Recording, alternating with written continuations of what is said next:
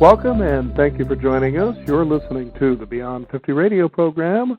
I'm Daniel Davis. As you've been joining us with our program over the last 8 years, you've encountered many wonderful programs where we try to find ways that we can share with people to change lifestyle and perhaps one's habits and ways so that you can begin to manifest a particular lifestyle that you've always dreamed of. But why do we find that so hard to do, especially by this time? After all, you've encountered many habits that seem to be deeply rooted with the style and the way and the grace that you simply are. On the Beyond 50 radio program today, we're going to be talking with author Dr. Joe Dispenza. He is an expert on the brain, mind, and human potential. He's been studying the brain, in fact, for many decades. He was also featured in the award-winning film, What the Bleep Do We Know?, and also the newest one, which is the film The People versus the State of Illusion.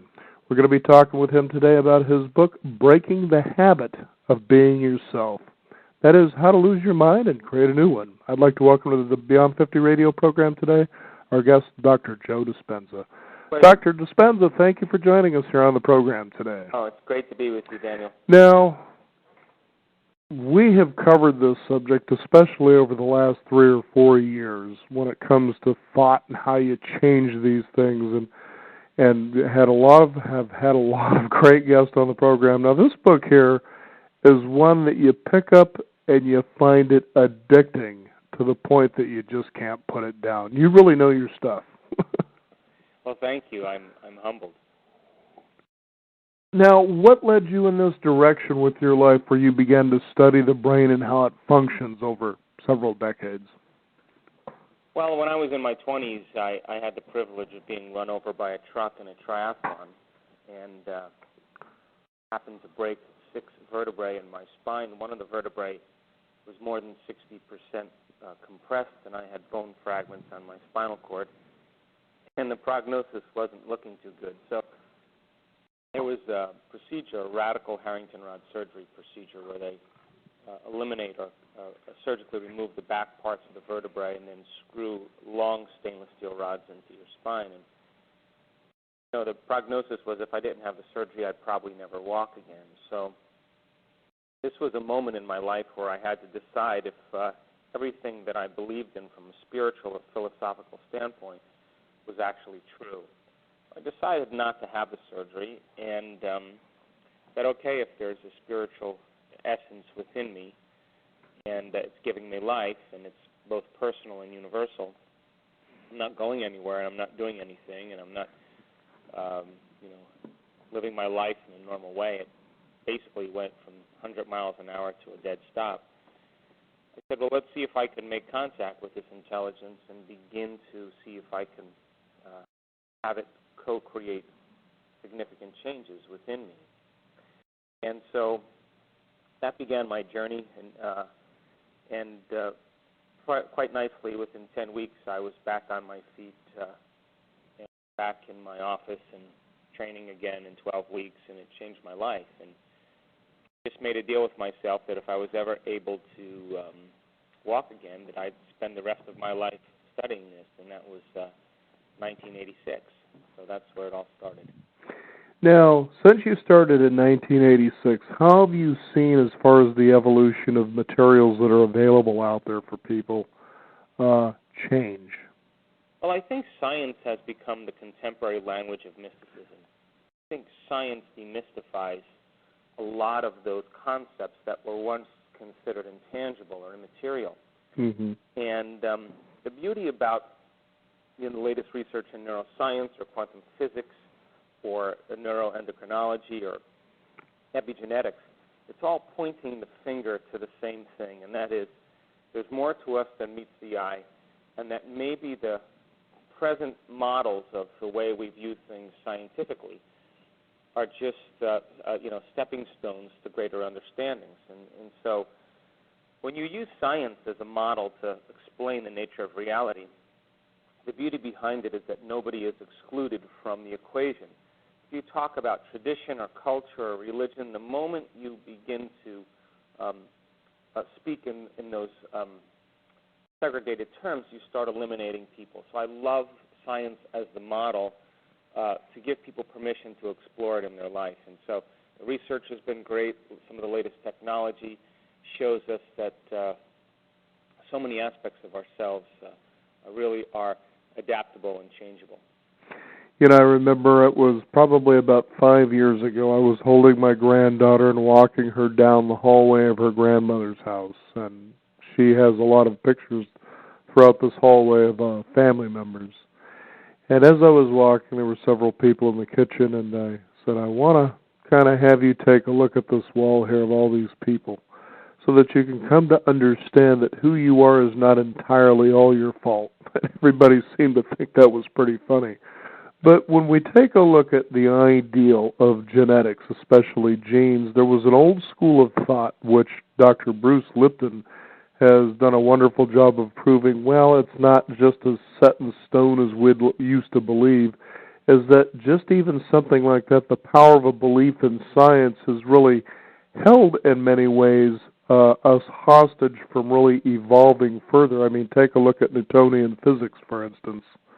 And then Einstein comes on the scene and he changes that. But it seems to take such a long period of time, I understand some 30 years sometimes, for a good new idea, I suppose, to really evolve to where people generally begin to accept it.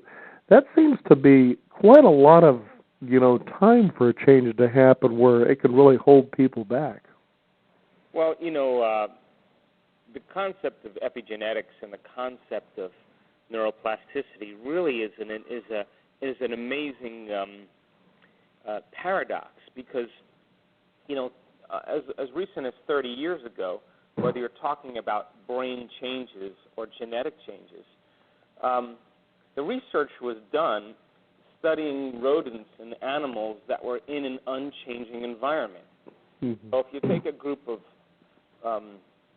rats or rodents or any mammal, and those mammals are every day doing the same things, going to the same places, interacting with other species of the same animal, climate isn't changing, everything's controlled, well then we know for a fact that the brain will never change, because the brain only upscales its hardware based on learning new things and having new experiences. Mm-hmm. By the same means, if you're looking at the genetic expression of those animals, the experience produces an emotion, and the emotion is the signal chemically that begins to activate different genes. And we now know that you can express up to 2,000 different variations on the same gene without changing the gene, which is kind of a mind-boggling concept. So if you're studying rodents and animals in an unchanging environment, then you will see no brain changes and no genetic changes. And then it begs the question then, well, if you look at human beings, if they're reaching a certain point in their life where they're above 35 years old, where there are a set of memorized behaviors and emotional reactions, beliefs and perceptions that are happening subconsciously, then in fact they're going to the same place of work, doing the same thing, seeing the same people that push the same emotional buttons, getting out of bed the same way, brushing your teeth with the same hand. There's no new information coming into the environment, and by the time we're 35 years old, we could say that we can predict the feeling or the emotion of any experience. And this is a really difficult moment, because if you can't predict the feeling of something, most people won't try it out, because, the unknown all of a sudden gets excluded. So now all we're left with is our genetic destiny, and now the gene tends to be the dominant agent that allows us to live in those conventional models. So you learn new things, you have new experiences, you embrace new opportunities, you make different choices. All of a sudden, there's a reorganization that takes place in the brain and body. Neurobiology especially has become, as you were mentioning earlier in the program, one of those things that science has been able to take and demystify for many common people to begin to understand this is how this is. Now, do you think that the mind truly wants to be understood? Well, it depends on what part of the mind. I just found that to be an interesting question to ask, even as you were speaking earlier in the program. I thought, I wonder if this is what the Zen monks were talking about, seeing the ox's tail, for instance. It's a great question, because I think that if you're studying subjective mind, either you're studying it like, say, neurologically or neurobiologically in the brain. If you're thinking the same thoughts, if you're performing the same actions, if you're living by the same emotions, without a fact, your brain will not change, because nerve cells that fire together wire together. Mm-hmm. So as you keep revisiting those same states of mind and body, the brain fires in the same sequence, in the same pattern, and in the same combination. And when that happens over and over again, the brain begins to fire in a very finite pattern, that kind of box of the brain. There's no box in your brain, but it's the most commonly fired neurologically wired patterns of thought, behavior, and emotion. And we call that finite signature personality or an identity. So then to change the mind then is to cause the brain to fire in new and unique ways. And the one ingredient that does that is knowledge or information, because every time we learn something new, we make a new synaptic connection in the brain. That's what learning is. Learning is forging new circuits. Remembering is maintaining and sustaining those connections. So as you begin to make a new stitch in the three-dimensional tapestry of your gray matter, you're adding raw materials then to cause you to contemplate new ideas. And when you do that, that contemplation or self-reflection process is the building process neurologically in the brain. But most people, though, they reach a certain point where they stop learning and they start feeling. That's the point where the personality begins to become pretty finite. Mm-hmm. Now, you described that by the age of 35, people really begin to be set. But that isn't a permanent condition, and if people could come to understand, especially as they see in your book, Breaking the Habit of Being You, it may not seem easy at first, but it's very doable. Sure. Well, what we know from the psychological model is that age of 35 is pretty much where things tend to get really memorized in the body. Mm-hmm. Whereas we've done it so many times, we don't have to think about it any longer. You get in your car, you put the seat a certain way, you turn the key, you put your seatbelt on, you put it in reverse. Most people aren't thinking about those behaviors that they had to consciously learn in the beginning. But as we begin to continue in our life and we begin to navigate through the environment, we experience much of what life has to offer. So I always use this example. It's that type of memory where it becomes a habit is called non-declarative memories. You've done it so many times, you can't even declare how you do it. You know how to do it, but you don't even know how you know how. And, you can walk up to a phone and not consciously remember a phone number. Of course, you'd have to be over 35 for this. But you can then pick up the receiver and your fingers can dial the number. You couldn't consciously remember it, but you practiced it so many times that your body knew as well as your brain. Now, 95% of who we are sits in that type of subconscious programming in which the body knows as well as the mind. So a person then wants to change, and they're using 5% of their conscious mind to work against 95% of what they've memorized. So in essence, we have mind and body in opposition.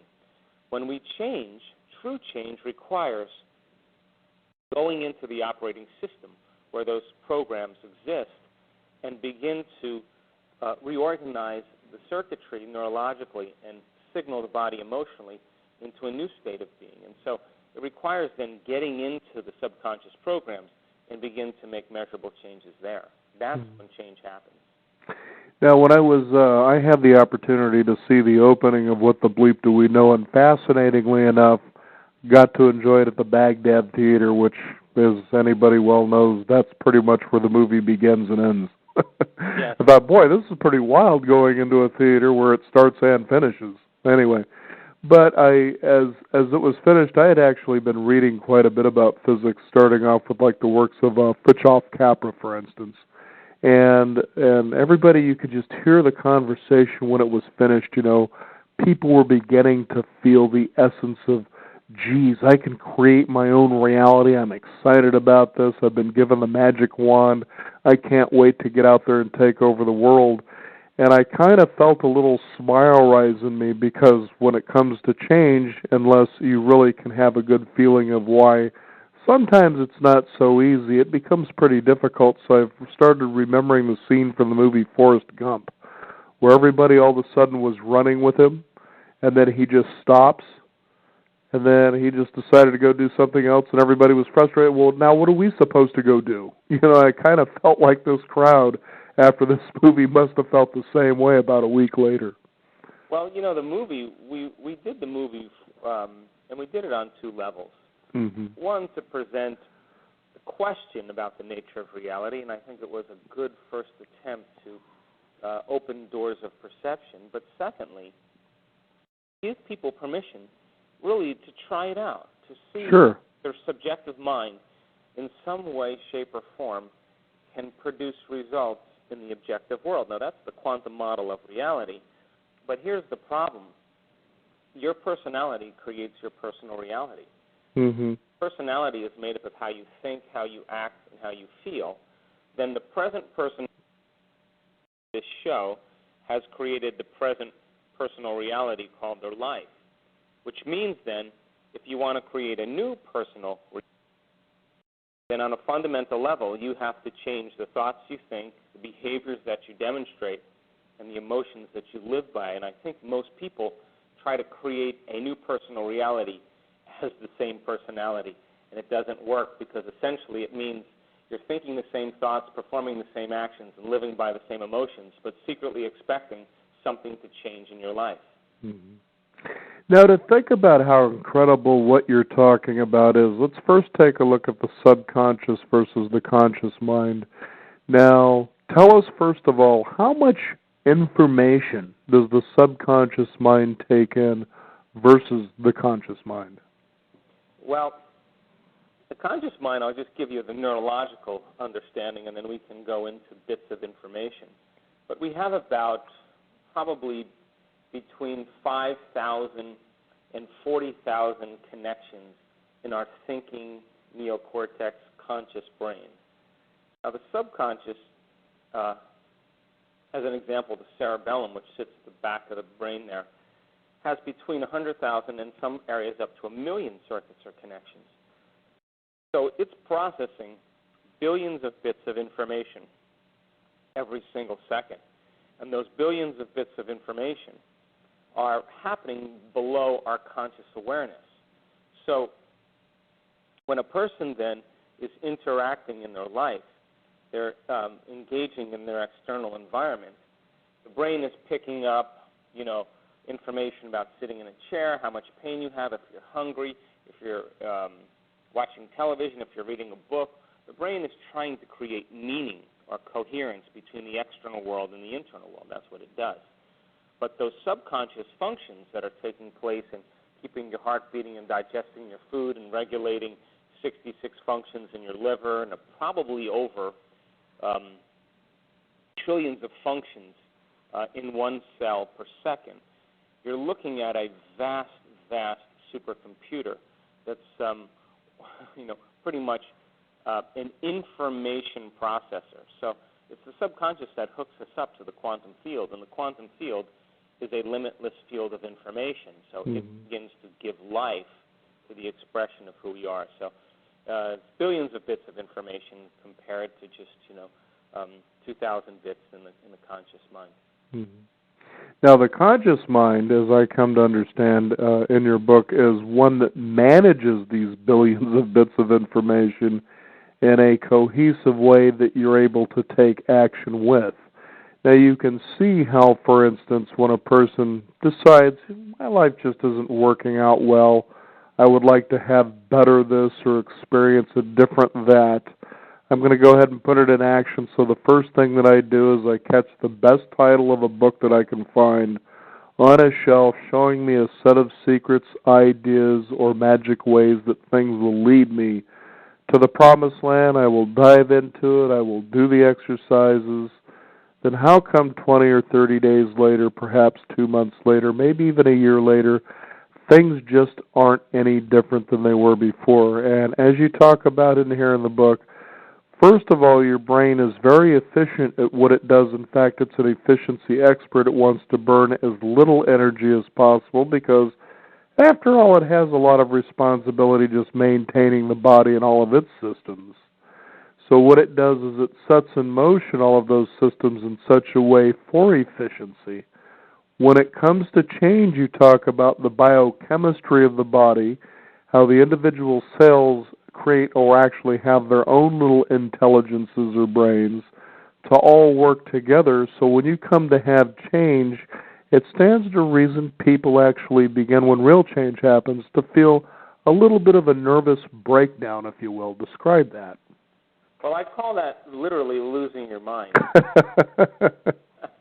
That's because, when we have a thought, every time we have a thought, we make a chemical. If you have a great thought or a joyful thought, you turn on a set of circuits in your brain in a specific sequence, pattern, and combination that produces a level of mind that turns on another part of the brain that makes a chemical for us to feel exactly the way we were just thinking, great or joyful.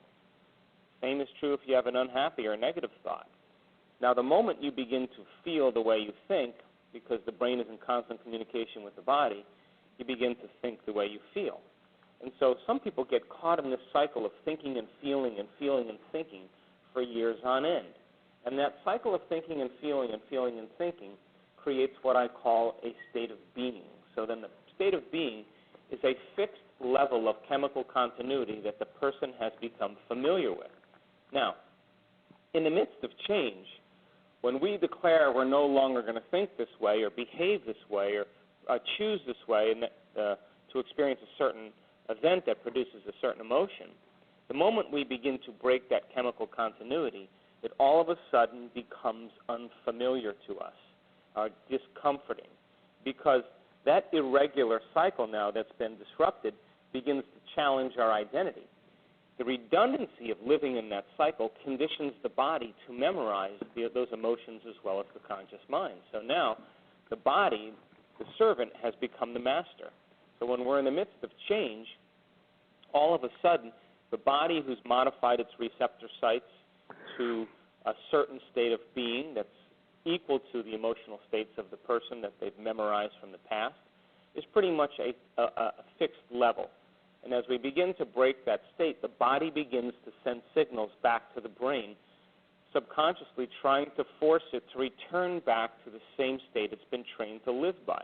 And all of a sudden, people start to hear this chatter in their head, or these voices that start saying, start tomorrow, this isn't a good idea, this doesn't feel like, you'll never change, you're too much like your mother. Right. All of that is the body trying to seduce the brain into returning back to the same state of being. And when we respond to that chatter, consciousness immerses itself right back in the program, and we return back to thinking the same way, acting the same way, and feeling the same way. So to change, then, is to think greater than the feelings of our body, to think greater than our body, and that's an act of will.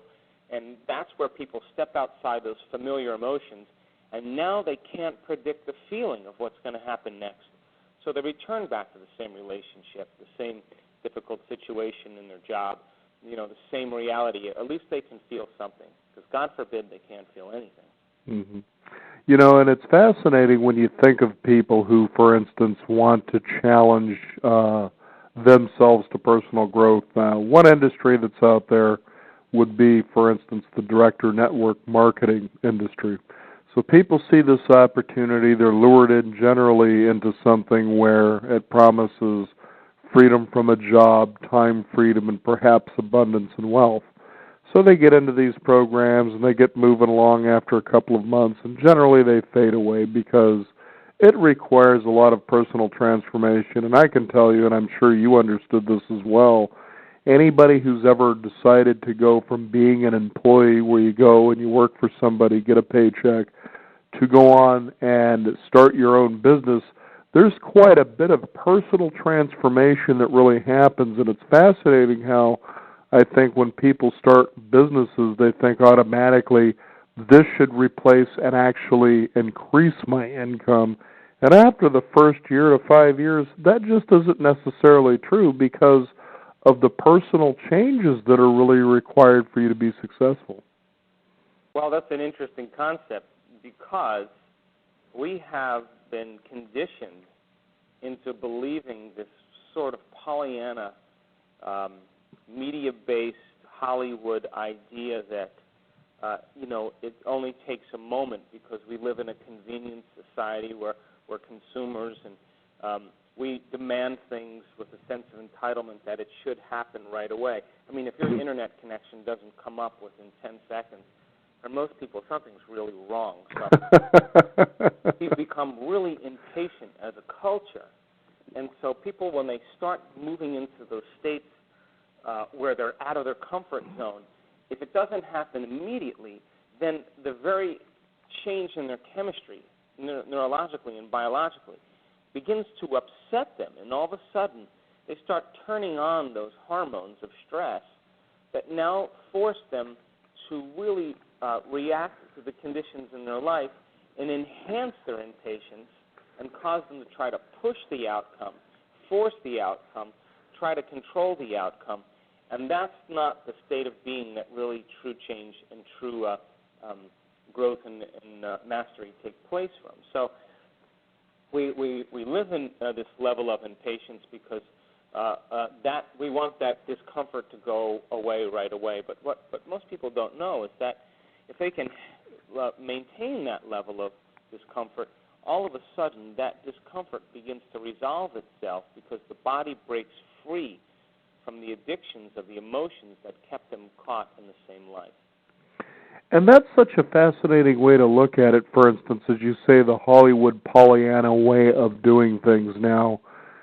We all come to know as we get older and we begin to approach and read and study about how the brain works so that we can learn to not only manage our behaviors but also improve our lives, is that one of the first things we begin to understand, well, gee whiz, a lot of who I am started back in childhood and perhaps, even further while I was still in the womb, for instance, just gathering this information on a subconscious level and storing it.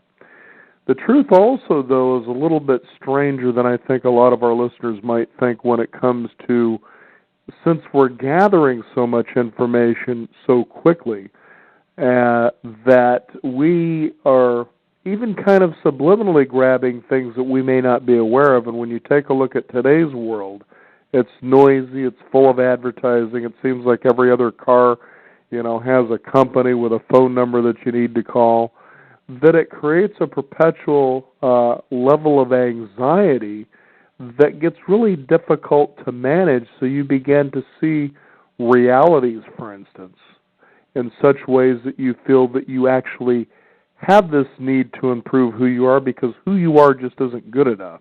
What are your thoughts on that? Well, I talk about that concept in a certain chapter of the book where I talk about the gap. We have this kind of gap that we live by in how we appear to the world and who we really are on the inside.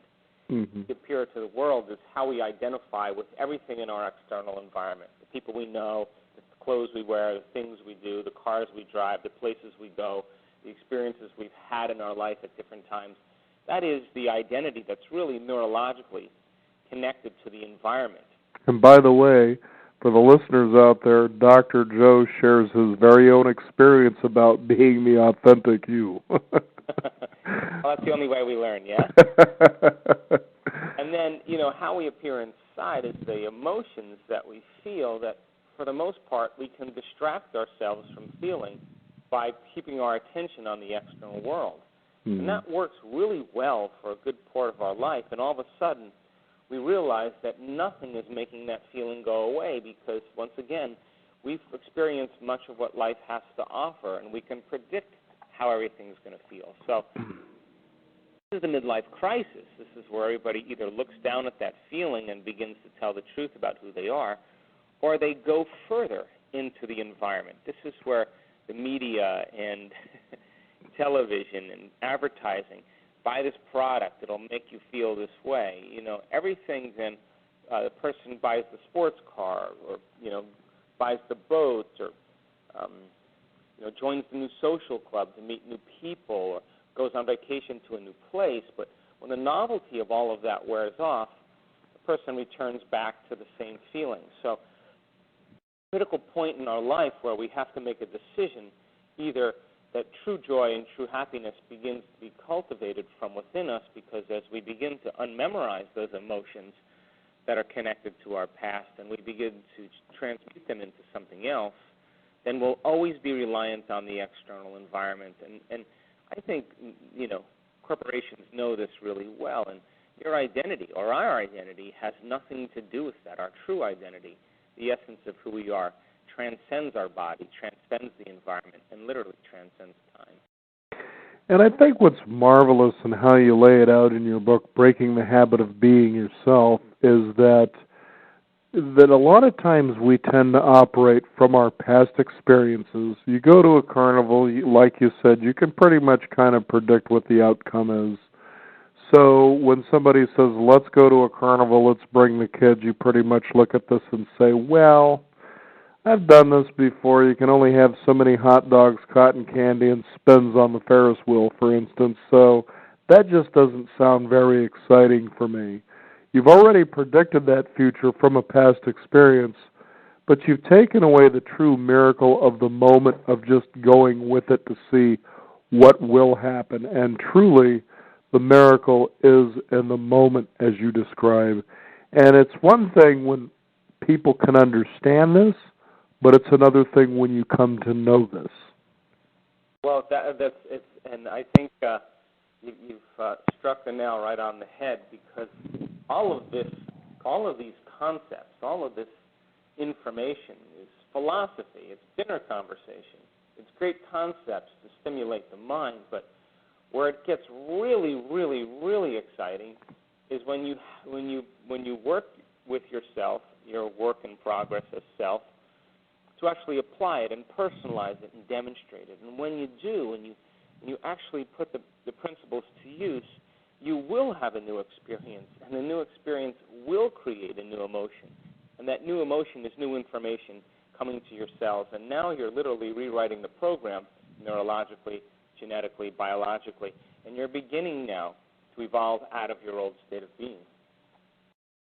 I remember reading that, for instance, when it comes to the brain, that now I found this kind of interesting, that if you don't give the brain problems to solve, then it's going to give them for you.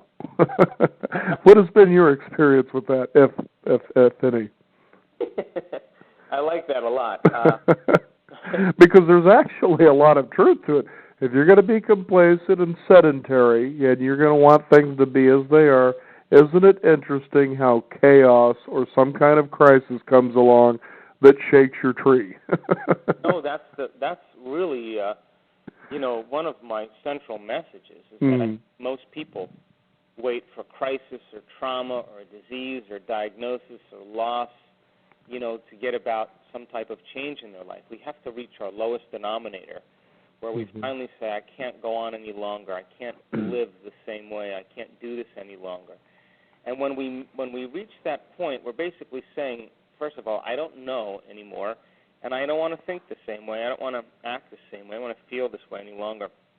And we begin to observe for the first time who we're really being and beginning to make choices with firm intention to no longer be that individual. Now, my message is, why wait? Why wait for crisis to change? I think we can learn and change in a state of pain and suffering, or we can learn and change in a state of joy or inspiration.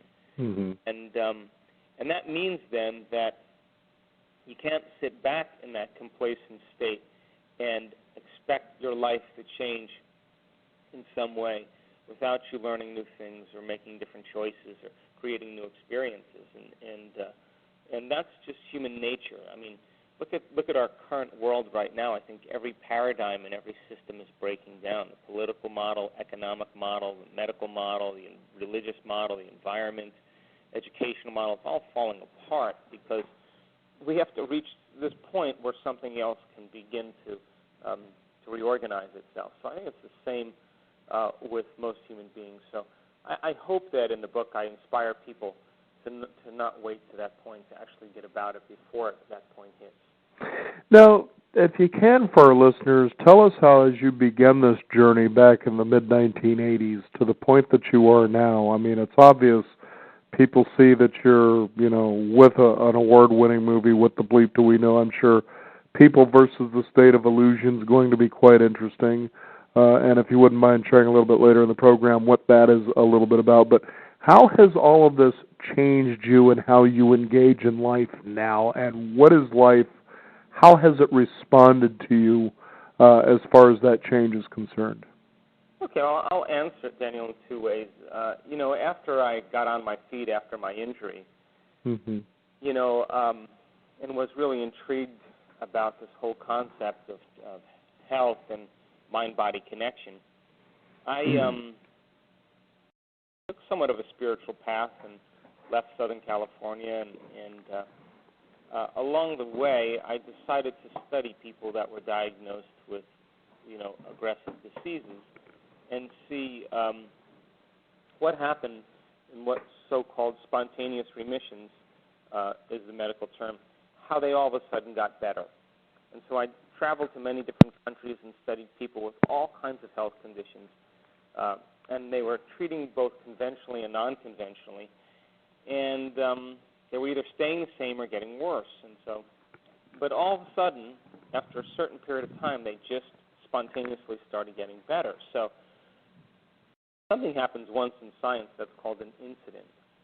When you have two events that happen that are within a very similar time frame that have certain criteria, that's called a coincidence. And it starts happening 3 and 4 and 5 and 6 times. Now you're looking at a trend. And anything that has a trend or a pattern is science. It's reproducible. So I studied these people and found out that they had 4 common elements that allowed them to go into remission. I call it a quantum healing. And I kind of organized the data and went over the 4 common elements, and then, wrote my first book, Evolve Your Brain. And then people said, God, that's a lot of good information in the book, but how do we do it? How do we do it? How do we do it? So we started teaching workshops pretty much around the world, and I showed people exactly what I do in my own personal, practices. And it was really a great moment because I think this is a time in history where people just don't want to know, they want to know how. Right. And in the last 5 years or so, based on the workshops we've done, we've had people heal themselves of MS, many people, cancer, diabetes, chronic pain, thyroid conditions like Hashimoto's syndrome, lupus. We've had really substantial changes that we've observed in the work that we've been doing, and it's really an amazing concept because now my whole interest was to actually make it a scientific law. So I had my own personal experience, then I studied the spontaneous remissions, found out the common elements, and then I said we should be able to reproduce this. And I'm happy to say that at this point in the work that we're doing is that we're seeing measurable changes in people's life and health because now we've hopefully demystified it to some degree.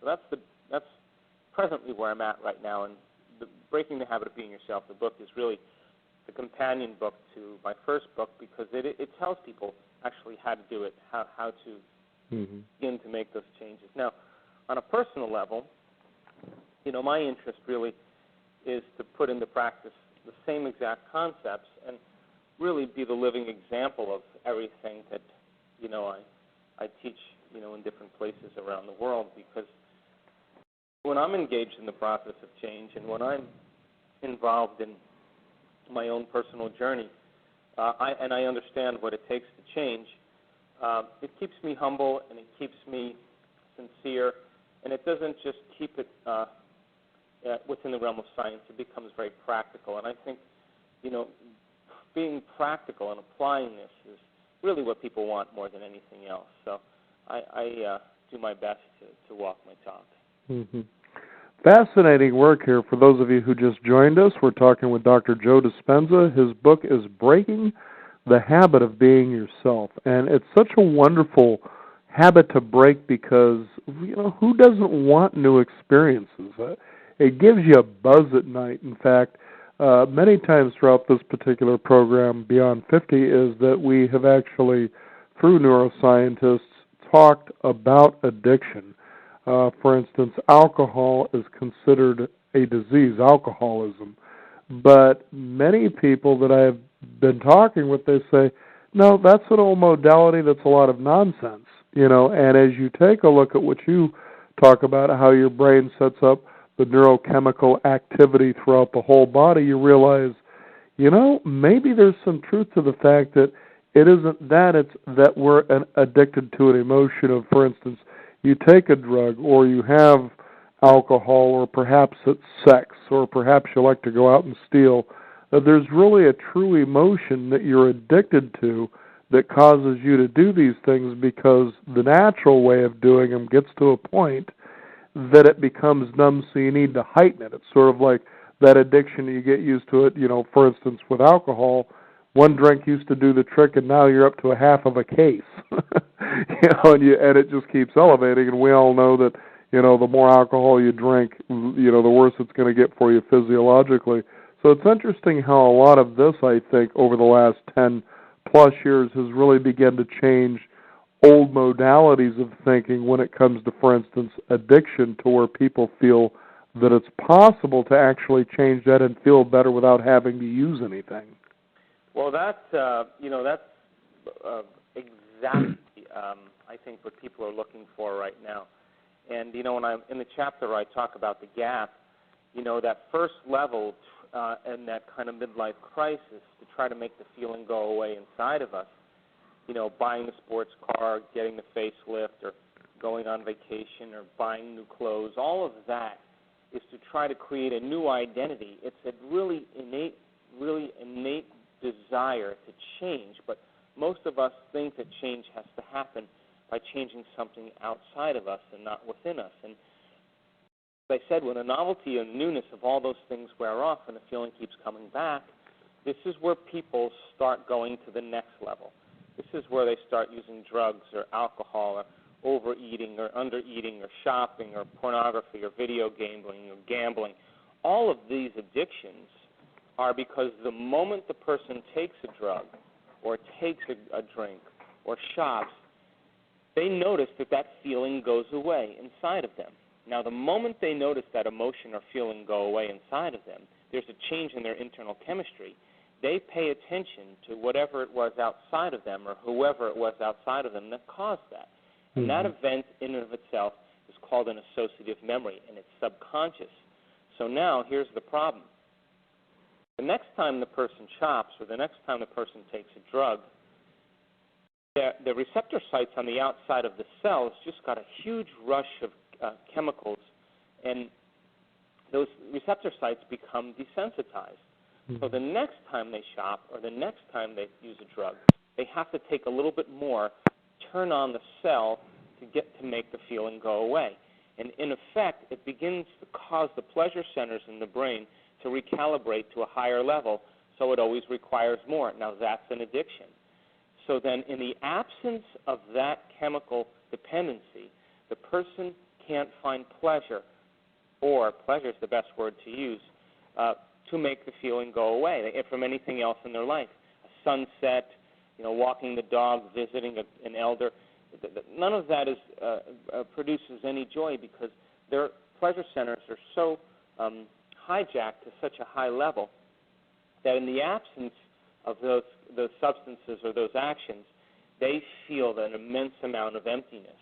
And this is where the addiction begins to become very real, because all of that attempting of changing their internal state is that innate desire to make the feeling go away and be better. But really, we could say then behind every addiction, there's some type of emotion that people have memorized or become addicted to. So then true change then is when you begin to look at those emotions and transmute those emotions into something greater, because when that emotion is changed, then there really is no need to use a substance outside of you, because now you're happy, you're feeling joy without anything. And I think one of the issues really is the nomenclature, because people confuse pleasure with joy. They're two separate, completely different things. Pleasure is, using something to stimulate you to make you feel good. Joy is when you're happy for no reason, because you're peaceful, or you're at a poised and place within you that has nothing to do with anything outside of you. Now, there's a nice contrast that we can use when it comes to this law of attraction that everybody loves to tout, and then they get frustrated. Well, gee whiz, I'm doing all these things and it just isn't working for me too well. And as I like to suggest to people when they feel that bit of frustration, oh, the law of attraction's working all right. You just have to pay attention to what it is you've been attracting. Trust me, it's working. Exactly. Now isn't that funny? Yeah, you attracted that truck that just ran you down on the road. You did that. Well, but really, in essence, if you think about it, you could create the most amazing vision board and, get very clear on the new house, the new SUV, and the groomed dog, and whatever people want. But if that is where your conscious mind is, mm-hmm. you're feeling unworthy. That's mind and body in opposition. Mm-hmm. If you're praying for a new life and you're feeling guilty, that's mind and body in opposition. If you're thinking positively but you're feeling negatively, that's mind and body in opposition. You have to get mind and body working together. You have to recondition the body to a new mind. And when mind and body are working together, you're in a new state of being. And the universe responds to who we're being, because a state of being is a new personality. And a new personality creates a new personal reality. So people misinterpret the law of attraction, because if they're feeling guilty, then thought sends the signal out, but feeling draws the event back. They're drawing to them events in their life equal to that feeling. So the true message is that when people think, oh, when I get this new car, or when I get the new home, then I'll be happy. That's the reverse message. You mm-hmm. have to give thanks before the event, so much so that your body, as the unconscious mind, begins to believe that the future reality is happening to you in the present moment. And when that happens, the body, as the unconscious mind, begins to genetically change ahead of the actual event. So you're physically changing, and that means that the event has already happened, because gratitude is the emotional signature that the event is already done. Mm-hmm. And I think we've been hypnotized and conditioned into believing that we need a reason for joy, we need a reason for gratitude. That's the Newtonian model you were talking about. The quantum model says you have to give thanks ahead of the actual event, and you have to move into that state of being, because if you're relying on your senses should be the last to experience what your mind has created. But when we live by Newtonian laws, we're living by our senses. The quantum law is nonsense. It's beyond the senses. Fascinating stuff here. I'll tell you, I was just recently watching an episode of Dallas, the original series, and little Lucy was dating this guy who was aspiring to become a doctor. And, of course, she's somebody who was raised in money and privilege, and here this guy's struggling in medical school, and he was at a point of frustration where he was talking with a friend of his, and she was consoling him, trying to make him feel better. I can't remember really the details of it. But what was powerful, especially after you read a book like yours, is you begin to look around you at examples that really help nurture you into the direction that you're talking about here. And what he had said is, it just seems like for her life, everything just comes easy. In my life, I was always led to believe that you can't really enjoy something unless you'll work hard for it. The truth is, though, when it comes to manifestation of dreams and whatever else you want in your life, when you begin to really apply what you're suggesting and talking about here, that things really do kind of become very easy, that it doesn't have to be hard work. My guess is, if it's hard work, then you're looking to change something inside of you from the outside. Would you say that would be a fair way to look at this? Yeah, I think it's a very good way to look at it. And really, a belief is a thought we keep thinking over and over again, right, till it becomes neurologically wired in our brain. And then it's also an emotion that we keep revisiting based on a past experience. So if a belief then is related to the mind and body like that, because thoughts are the language of the brain and feelings are the language of the body, then a belief is a state of being. So a state of being is our personality. So our beliefs become our personality. So if we believe that we have to work hard for something, that subconscious state of being is literally how we navigate through our life, because it's become so part of our associative memories that's who we believe we are. So the true change then, the true message, and we were talking about this at a workshop I just did this past weekend. You have to then understand that in order to change a belief, you're going to have to confront your very personality, and you have to change the belief with a energy or an emotion that's greater than the emotion of the addiction that's kept it the way it's been for all these years. So how can a person move into a state of religious ecstasy and chew on glass? Move into a different belief system in that moment that overwrites their neurocircuitry and their biology. That energy is transcended their physical state. I don't know why I just had this image of the Flintstones, and this was an episode I'd love to see again, but there was a moment that I can only just remember the moment where Fred Flintstone is standing there and he's looking in the mirror. Apparently his, best friends and his wife and perhaps even his boss were getting on him about something. And so the episode, he's standing there in front of the mirror, and his mirror reflection says to him, "I'll bet you can't live 24 hours with yourself." And I just thought to myself, if people could separate themselves, what they really are on the inside to the outside, and they had to live with that person for 24 hours, I'll bet you would want to change. Right. And, it's really funny because sometimes I wind up on talk shows or other radio shows, and I was in Australia, and I kept getting asked the same question. Well, how do we create, Dr. Joe got caught in a rut. How do I create my soulmate? How do I create, right, great relationship? And, I got so tired of answering the question, I said, well, let me ask you a question.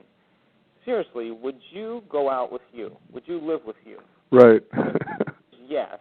Then you should be ready for a relationship. If the answer is no, work on those things that you wouldn't want to live with in a person just like you. Mm-hmm. Fascinating stuff. Now, back to, as we're wrapping up the show here, you talked about pleasure versus joy. Now, this is really an interesting contrast here because when you talk about manifesting the intentions that you want, the things you'd like to see in your life, when you do it for pleasure, obviously, it sounds like you said, we're looking to the outside for something to bring us that pleasure so that we feel good. And a lot of times that is hard work.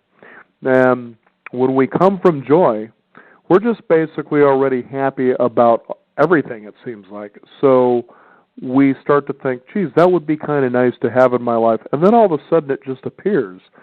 I think it's a wonderful place when you face daily miracles that come to you because then they begin to broaden the mystery of life. Where is this going to lead me next?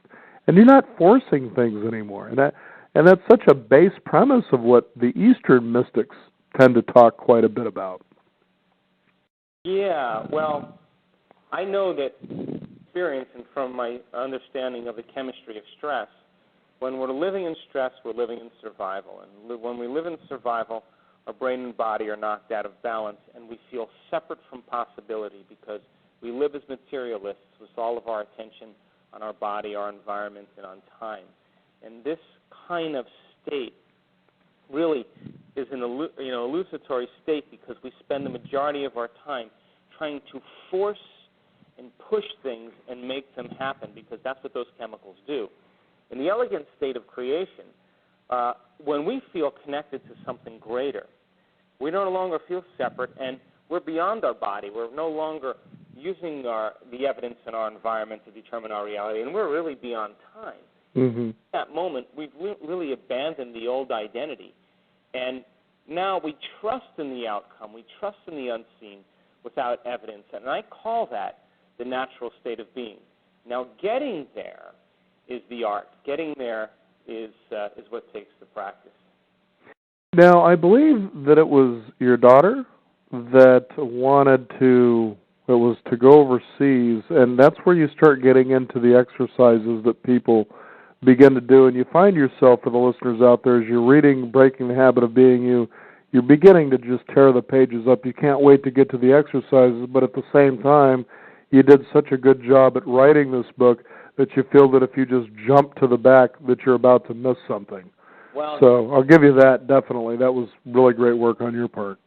Well, knowledge is the precursor to experience, and you can jump to the back of the book, but just like so many forms of meditation and inward contemplative practices, you don't understand what you're doing, you have no intention behind it. So the first part of the book was really to give people the necessary knowledge and understanding scientifically and philosophically so that when they got to the exercise, they knew exactly what they were doing and why. So nothing was left up to conjecture, nothing was left to dogma or speculation.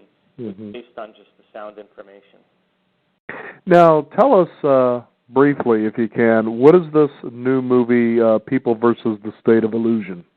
Well, People versus the State of Illusion is very similar to the genre of What the Bleep, and it was designed really by a wonderful man named Austin Vickers. About 6 different researchers and scientific commentators with a storyline that runs along that shows pretty much a guy who makes some tough choices and winds up in prison, and the prison's walls represent the prison of his own mind. How he has to transform himself to his own personal freedom.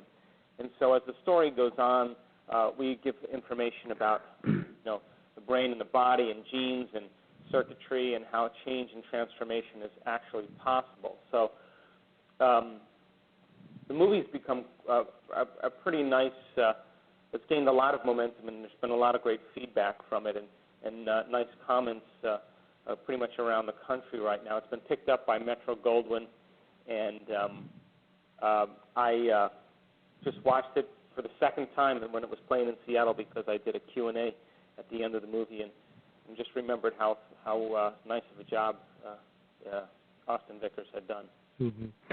Now, in leaving for our listeners, what would be one exercise you could give to our listeners right now that they can begin to implement to begin to, I guess, embrace what you talk about, besides going out and getting the book, Breaking the Habit of Being You, that they could take away right now to begin to implement?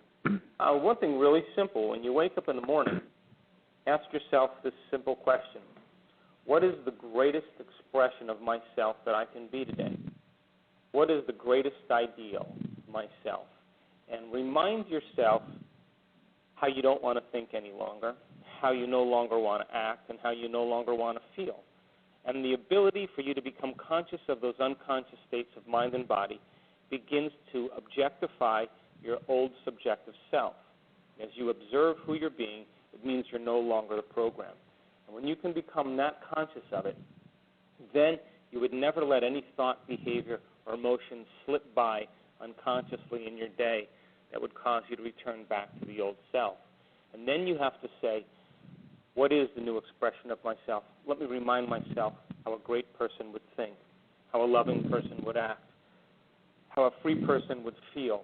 And if you said to yourself, I'm not getting up until I am this person, then what you're saying then is you are reconditioning your body to a new mind emotionally, so much so that your body begins to live in that future now. And if you can maintain that modified state of mind and body your entire day, hang on, because something unusual in your life is going to show up. That's the law. Fascinating stuff. The book is Breaking the Habit of Being Yourself. It's how to lose your mind and create a new one. Our wonderful guest, Dr. Joe Dispenza. What is your website? People can find out more. It's just drjoedispenza.com, drjoedispenza.com. Thank you for taking the time to be on the Beyond 50 radio program. Look forward to it, and it's been a real pleasure. Thank you so much, Daniel. Keep up the great work. You too as well. We want to thank you, the listeners out there, for tuning in. Go to our website at beyond50radio.com. That's the number 50. We'll have a hot link there where you can visit Dr. Joe Dispenza's website to find out how you can break the habit of being yourself. Be sure also to visit our blog. We'll have an archive of the show for you to download and listen at your convenience, as well as share with others. I'm Daniel Davis. This is Beyond 50, and remember, live your day past